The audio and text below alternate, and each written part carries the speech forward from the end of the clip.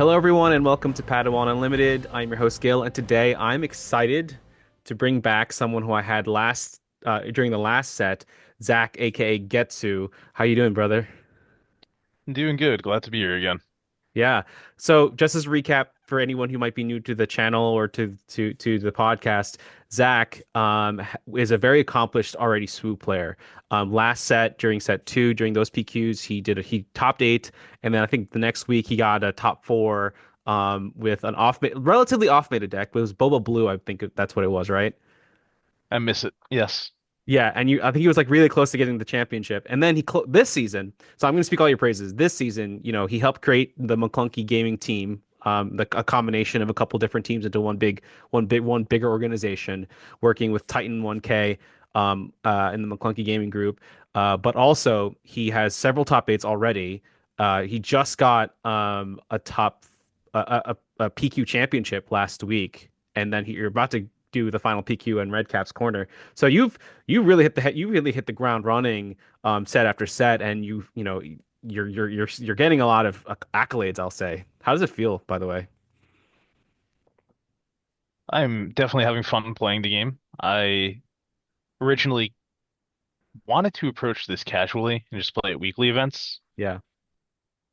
but I have a very competitive mindset and it kind of just roped me in. Yeah. And now I just keep going to more and more events. I wasn't sure about Worlds, but now that I have the day one buy, I guess I'm going to be doing that as well. We're gonna get you that sponsorship. That's gonna happen because I mean I'm serious because you have, like I said, you have a lot of accomplishments. McClunky Gaming, the group that you helped kind of organize, has a lot of winners. I'll say within the team. If not winners, they're high quality players. So actually, the reason I'm so happy you're here today, and for everyone who's listening, we're going to talk about coaching, and fundamental SWU fundamentals and how to get to that next level. Because here at Padawan Unlimited, we have our like thing. We're kind of like the casual tryhards, um, you know, and a lot of us, and then I know me specifically, want to get to the next level. And for everyone out there who's also listening or watching the YouTube channel, I one of the things that really gravitated me, one of the reasons I gravitated towards McClunk Gaming and Zach specifically, or Getsu specifically, is because he had a lot of good insights in the game. I remember specifically one of the first showdowns in New Jersey, watching him and another person who's actually on the team, Tyler, like just playing, and they knew the mechanics. They always were kind of winning. They're always really good. And now that I've gotten to know Zach a little bit more, I know that even just casually talking to him about analysis within the game, has really upped my performance to the point where I got, top 16 with an off meta Obi-Wan ECL deck at one of the PQs. And I think that's just a testament to the quality of player within the McClunky Gaming team as well as yourself, Zach. So um, we have a lot to talk about. So and we had our first coaching session, I think last one or official coaching sessions about like a week or two ago. And I really just want to ask you, so what's your general, I know that you might be new to this, but what's your general approach to coaching so far? I'm still putting that together. I definitely want to take a more holistic view, not just looking at the game itself, but looking at the temperament of the player, the Hmm.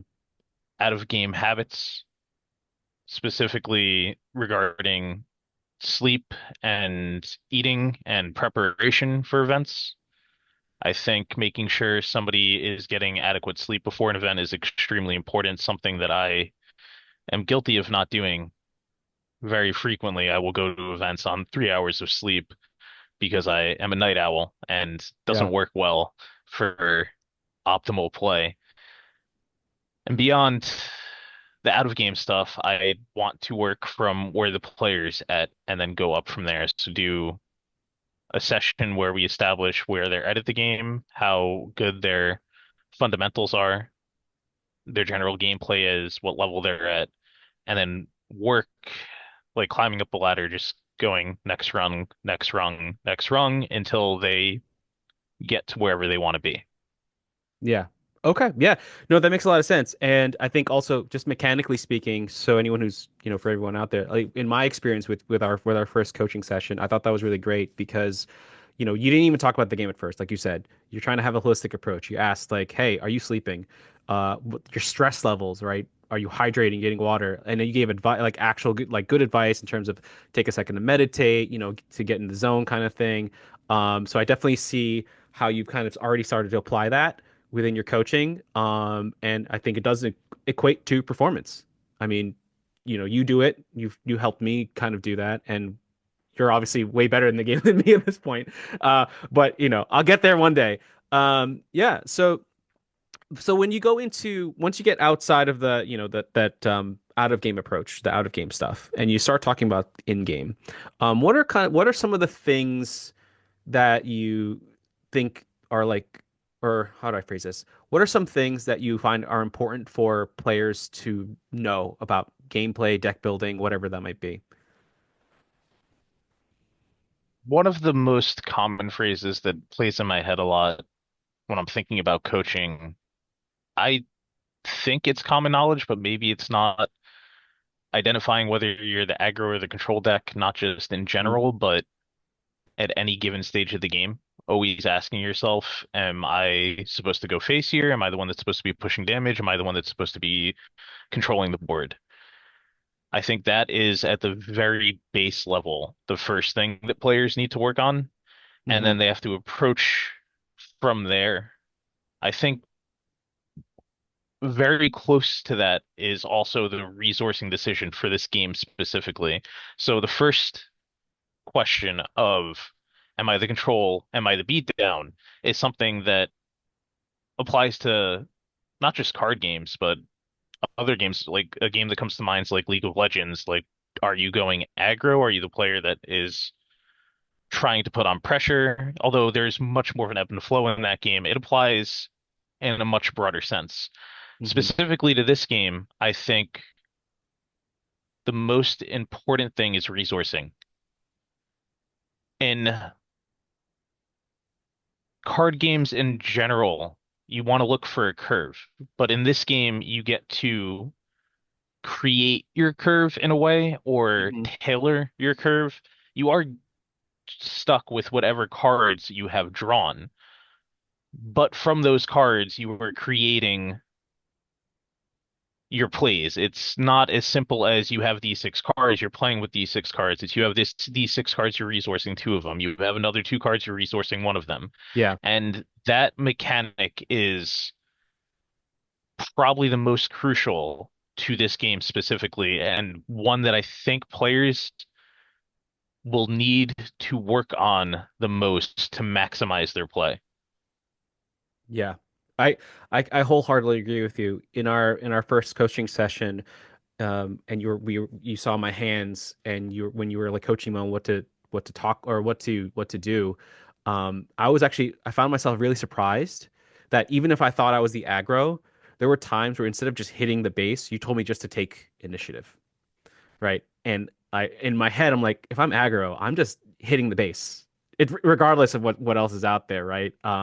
But there's a lot of times actually where you need to take a step back. You are still aggro, but to optimize the most amount of damage, you should probably take a step back and claim, and then let the person do whatever they want. So I think what you're saying is like really really important, definitely really important because I'm still figuring that out in terms of what's the next level after just basic understanding, aggro hit base or control, like make sure you have good board state. Um, I guess before we even get further into that, right? Before we get into like resourcing decisions and aggro versus control, fundamentally before that you even or mechanically before that you need a deck, right? You need to build something. And what I find fascinating is that you built this kind of off-meta deck. Not CAD is not your deck that you won the PQ with 2 weeks ago was CAD green, not ECL. It was a 30-point base with CAD. CAD is like in the meta a little bit right now, but still a little off because with the green combination specifically, or the command, that's new. And I remember you built it you for like after like a week, you trialed it out, you took like a top eight or something, and then like 2 weeks later you took a PQ. So I mean you built a deck that had really good fundamentals. And before you even get to resourcing, you need to have the cards in hand. When you're building a deck, and maybe if you're trying to coach someone on what to build a deck, what kind of things are you looking for when you're trying to build something? Like, what are your considerations when you're putting cards together?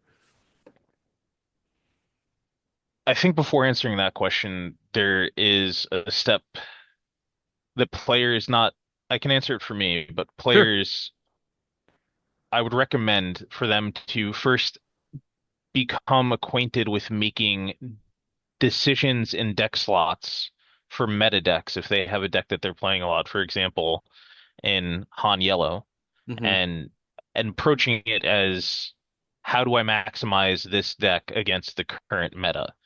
One of the classic examples from this past set was the Rebel package versus the Good Stuff package. Where do you want the good stuff? Where do you want the Rebels? And the Rebels being very good in the mirror, and the good stuff being very good as a general approach, where one is more specialized. I'm going to target these decks, and the good stuff is I'm approaching the game against many different decks.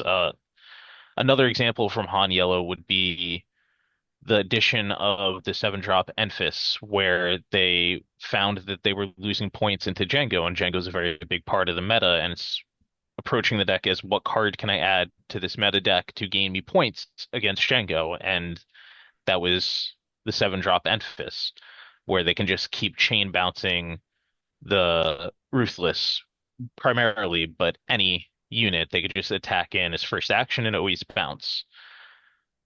Beyond that, the way I try to approach the game, I don't like playing meta. I think that there is a lot to be gained from playing meta and be very good at mastering a already established deck and be very good at optimizing that deck. I think that's actually the correct way to approach a game in general. I always think back to this saying from a League of Legends pro called Apto that has stuck with me since I heard it many, many years ago, where he talks about innovation versus optimization.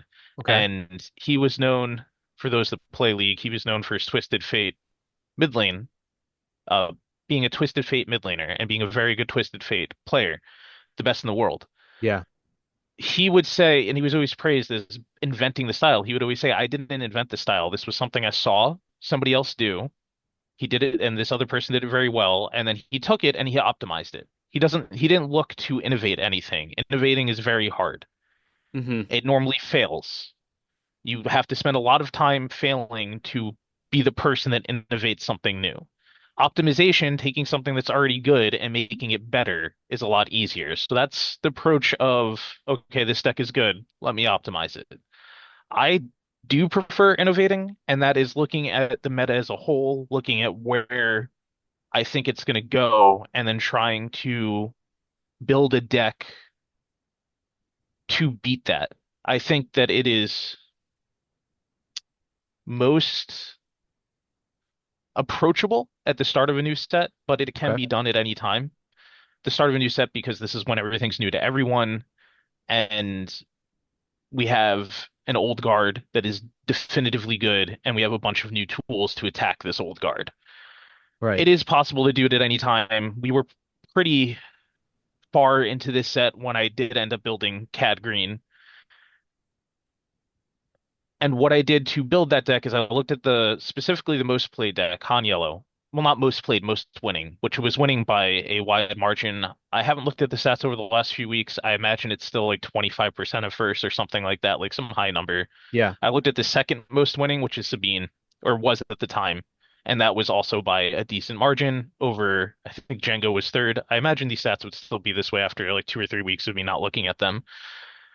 And I said, okay, how do I beat Han? How do I beat Sabine? And CAD felt like the right place to be with ramp. It specifically needed to be ramp because it needed to get to Syndicate lackeys on the turn that, well, not just CAD in general, but green and yellow with ramp, being able to play Syndicate lackeys on turn three when Sabine flips lines up really well into that. Being able to play Syndicate lackeys on 6 resources, so going down to five if Han DJs. So they steal a resource, Syndicate lackeys then on 5 resource can kill the DJ and get the resource back and still stay on field. Yeah. That also just couples really well with the CAD ping, especially the CAD deploy. So if CAD in the Han matchup, getting the CAD out before they can DJ, and then even like letting them DJ if they need to, and then just starting to chain pings. against Sabine, like Forlom, if the field's clean from, let's say they go ground, like let's say the plays line up, they go ground, I go ground, or even they don't, and I just have Maclunky and I clean the field, their turn one play, turn two play on curve, and they flip Sabine, then Forlom just easily cleans up Sabine with the CAD ping. It Yeah. just lines up very well into those two decks. And then after figuring out those, I spent a lot of time playing into the other matchups, Django, Boss Green, it came up in popularity, and making sure that the deck could at least go like 50-50 or just slightly unfavored into those. It is a big time investment in terms of just innovating a new deck or building a new deck. Yeah. I did have the benefit of looking at some old shells, for example, on McClunky, Austin, and Philip, Number Guy, and I think Akon. he goes by Akon. Yeah. Made the or were two of the pioneers of Boba Green in set two. So I had their shell to look at for Cad Green Yeah. in set three. So it wasn't fully just like, okay, I started there and then went from that. Okay. That's fascinating. The idea that innovation versus optimization, and it's really hard to innovate, which I guess fundamentally, like basically we should understand, like innovating takes a lot of failure. So you had potentially a shell. You knew what you wanted to do. Your goal was you looked at, I guess not even top eights. You looked at really like top fours and like PQ winners, and you're like, how can I attack these top decks? Because at the end of the day, like there's a wide field, and I think we saw some variety, a lot more variety this set than the last set. But at the end of the day, what's actually winning consistently, and build the deck to that, and then you can optimize afterwards, like deck card, like maybe sideboard, I guess primarily sideboard, and maybe like five cards in the main deck to attack different archetypes that would prove challenging to you. And obviously, if I'm some is that am I summing that up right? Does that sound right? Yes, and there is a second conversation to be had here where when is it right to do that compared to when is it right to attack the field in general first. I think that from a deck building standpoint, you really do have to be like, okay, what am I targeting first? Because you need somewhere to start.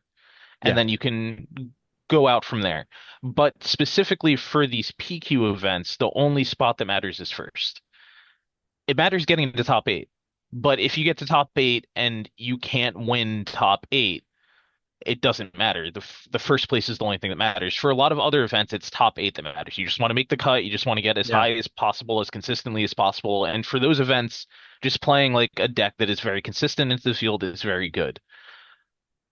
I do think at this point, Cad Green is consistent into the field, but that's not where it started as. It started as, okay, I'm going to be able to get to top cut. I'm going to be able to do that because I am a very skilled player, and I'm going to be able to build a deck that is good enough to get there. And then I'm going to be able to, I'm building a deck to spike that top cut because it's first or nothing in these events Yeah. compared to if it's not first or nothing, if it's only your job to get to top eight, then all that really matters is just being good against the field. But pulling back from that a bit, ultimately, like when you do approach building a brand new deck, it does have to start somewhere. There are matchups that should be targeted, and it should probably be the most played decks in the format, or at least the most winning.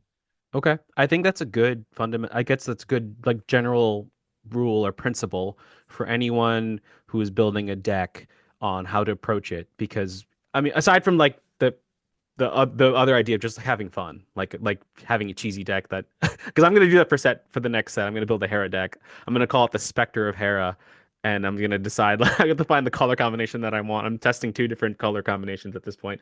We'll see if we can get that competitive enough. Okay, so covered. Do have a That's a lot of new specters. Oh, yes, we Yeah, do. I'm yes, super you do. excited. Now it's a decision, like, do I want to go like double green or like red?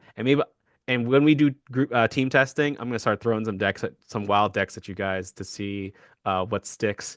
Um, because I'm actually going to Milan for the qualifiers there at the end of March. It's one of the first ones that's going to be played, and so I have a month to prepare for that, or month and a half. And this is why I think it's very important for anyone out there. If you're doing competitive or not competitive, like if you want to get better, listen to those. You should listen to the advice of those that have more experience and wisdom because it'll play out really well. So, so we covered deck building. But before that we started talking about resourcing, aggro, control. Um, the idea of aggro versus control, I mean. And so we'll pivot into resourcing decisions for a couple minutes because I think, like you said, that's really important. I know I still have trouble with that. Like fundamentally for me, I'm always trying to find a curve. Like if it does my starting hand allow me to play something for the first 2, 3 rounds. If not, I generally mulligan.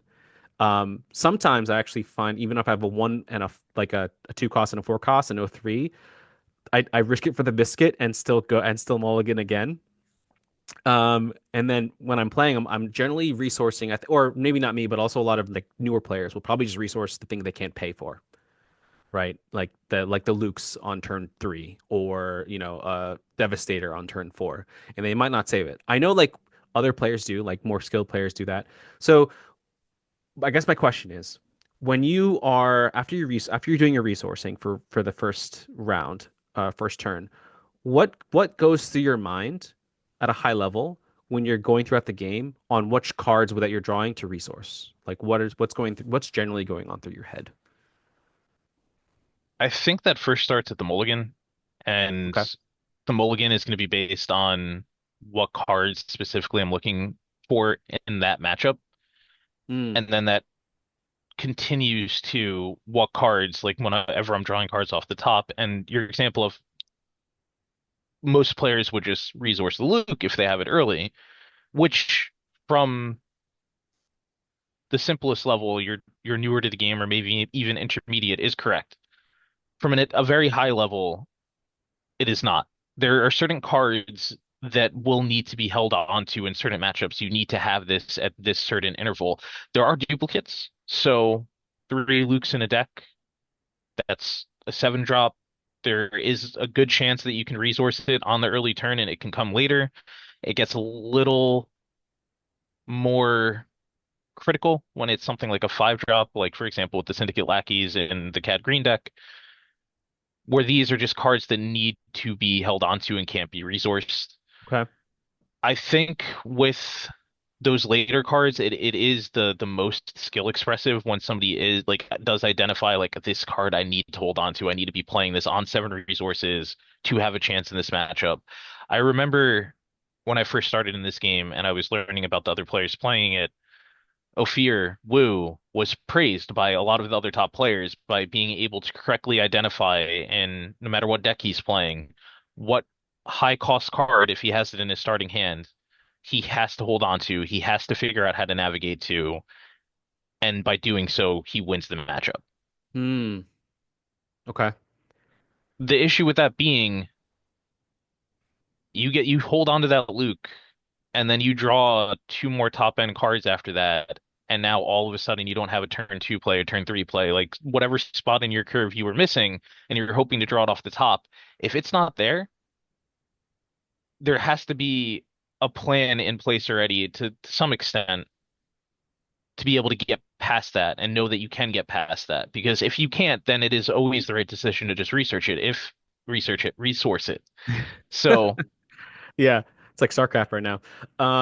No, I hear you because I think one of the things that I think about, like tying the themes together of deck building and then resourcing decisions, right?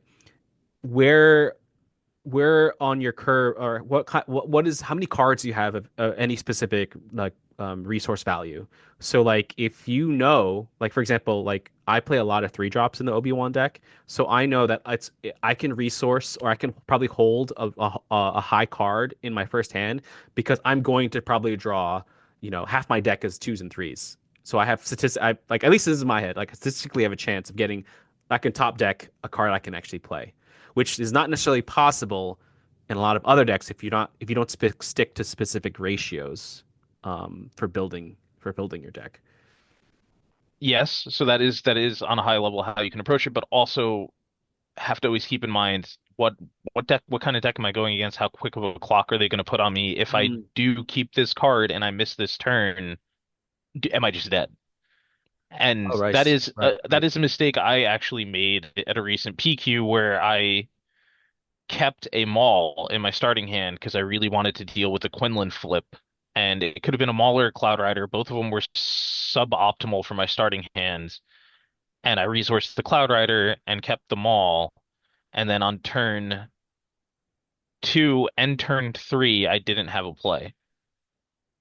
So, I mean, that was also just because I had a very high costed hand. I don't remember exactly. I think it was like Maul. I think I had the ramp and he sparked the ramp. It was something like that. I'm trying to remember how exactly I got to that situation.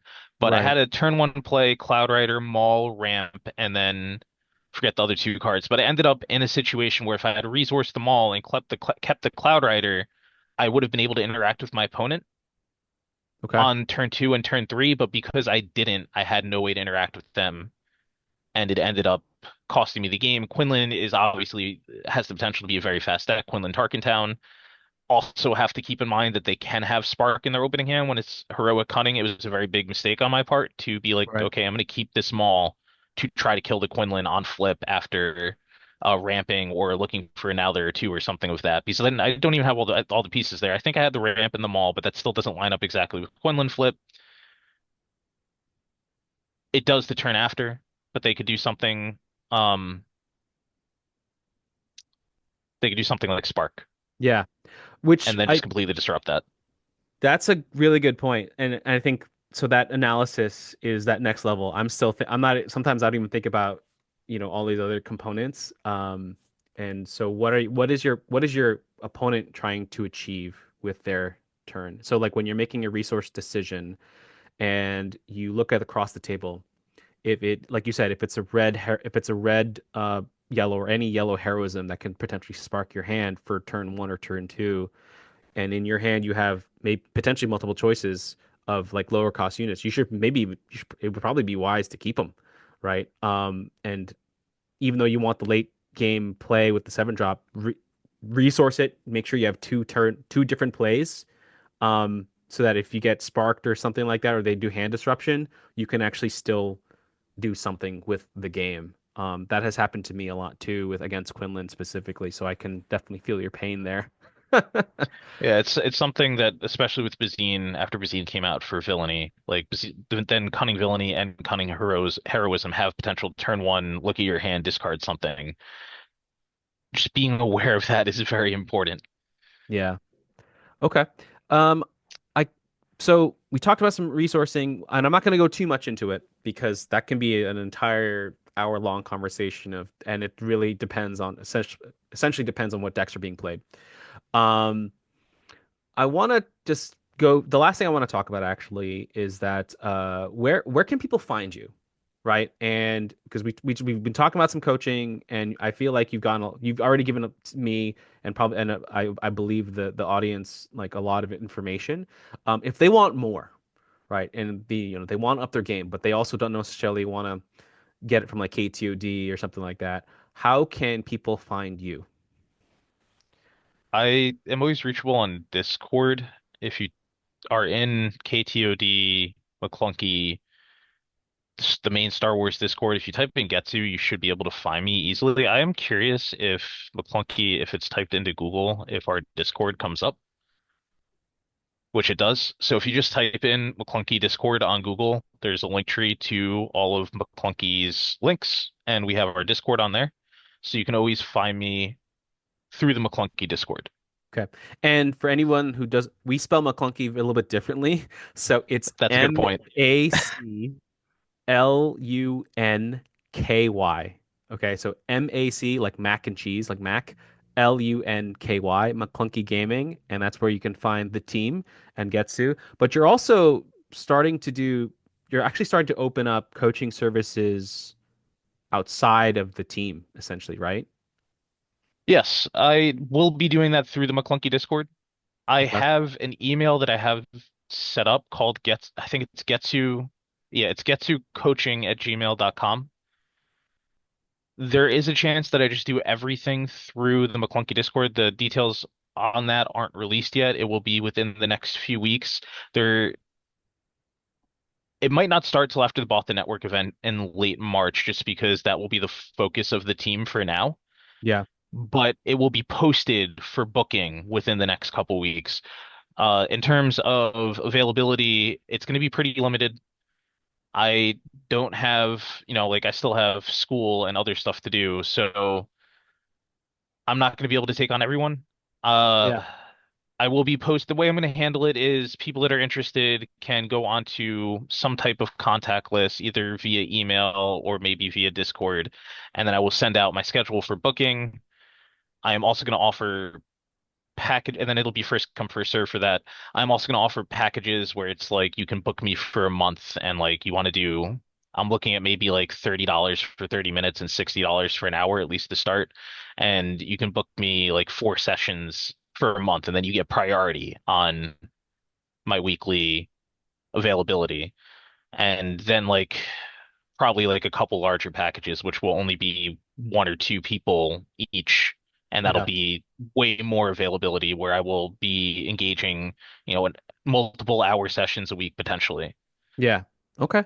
No, appreciate it. I know that I know Maclunky is still working out through some of the through the details on how to execute, but I'm just so excited to get that out there because I've been the recipient of some of this coaching, and also just being a member of the team, and it's really helped me. And for those who want to become more competitive, again, you could be a collect if you're a collector and this doesn't matter to you, don't pay attention to this. But if you want to be a little bit more competitive, you want to start winning some store showdowns because potentially top eight some PQs or even win a PQ, you all got to start somewhere. And so I'm just excited to share that information with everyone in the community. And so I'll also post the Discord link in the comments or the description for this episode or this video so that people can get into the Maclunky Gaming server. It is a growing community, and I think one of the things that they really focus on it's really quality over quantity. I think that's for me like the biggest thing I will say because although we don't necessarily have like 1,000 people in there, those who do participate and do contribute relatively high quality, um, like effort, insight, stuff like that. So when it comes to even the coaching, like you said, it's limited. It's not like it's going to be 50 people. It's going to be like, hey, this is you're going to be dedicated essentially to this person or these individuals. Yeah, And it's going to be very few. yeah.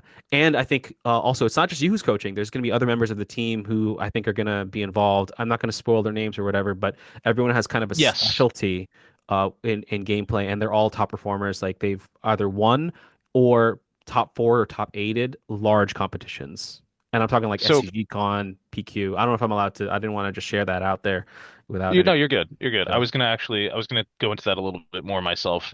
We will be offering people that specialize in certain decks that have been consistently top eighting, have won or top four or done really well at PQs, SCG cons, larger events for general coaching, but also we're going to be listing our deck specializations. Like these are the decks that we've played a lot and know very well. So if you're mm, looking for somebody that's like very good at Django, very good at Han, yellow or green, very good at Bossk Blue, very good at Cad Green in my case, or Bossk Blue in my case, then we will have that person available for coaching. This will be a consistent top eight or higher level player.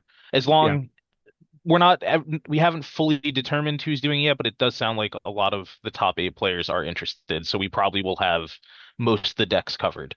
Yeah. Great. Yeah, and I started to see some of that planning. So again, I'm just super excited to kind of share that information because getting on the ground level with like a team like this is always really cool. At least for me. It's my first TCG, so I'm super excited about it. Okay. Well, with that, Zach, Getsu, I really appreciate your time today. This was really insightful. In just me, Mr. Miyagiing me, so that I can understand what's going on. I really appreciate it. I hope everyone else out there who's been listening learned something as well. And again, I'm going to post some additional information in the description of this video. So if you ever need to reach out to any of these folks on or join the Maclunky Gaming Team Discord, it is free. You have to pay to get in. Feel free to do so. And with that, until next time, may the force be with you. Thank you for having me, Gil. I also just wanted to add one last thing. You can Sure. find me on YouTube at Getsu Plays CGs. So like my name plays and then CG. I don't upload too much. I will probably be uploading a little bit more going into set four. Okay, And I may be posting recordings of coaching sessions there as well. awesome. You know what? I'll also put your YouTube link in the description as well. So, okay. Appreciate it. All right. No, of course. And until next time, may the force be with you.